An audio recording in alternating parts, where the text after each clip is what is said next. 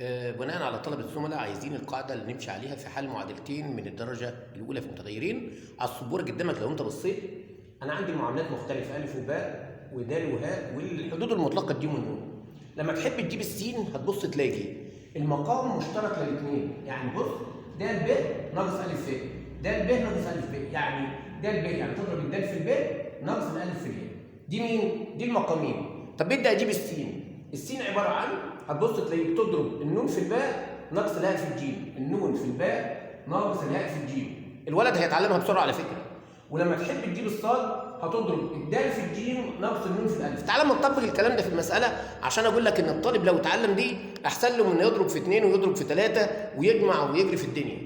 بص هنا المعادلتين دول انا بدي اجيب السين وبدي اجيب الصاد، هات المقامين في ثانية. المقامين اهو 1 في 4 1 في 4 ب4 ناقص 3 في سالب 2، 3 في سالب 2 بسالب 6، يعني المقام عندك يطلع ب 10.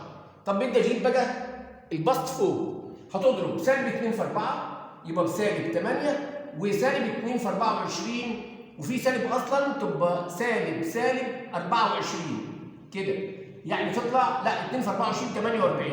هنا هتكتب 48 طبعا موجب 48 8 يبقى 40 على 10 فيها 4. هنكتب نفس المقام هو مش هتخلي الولد يجيبه تاني، هو نفس المقام. بدي اجيب بقى الصاد، هتضرب الواحد في 24 الواحد في 24 طبق القاعده بحذافيرها سالب، وبعدين هيبقى سالب 2 في كام؟ في 3 بس هتبقى سالب يبقى يديني كده موجب 6 يطلعوا 30 على 10 تطلع الثلاثه، يعني مجموعه الحل هتطلع 4 و3.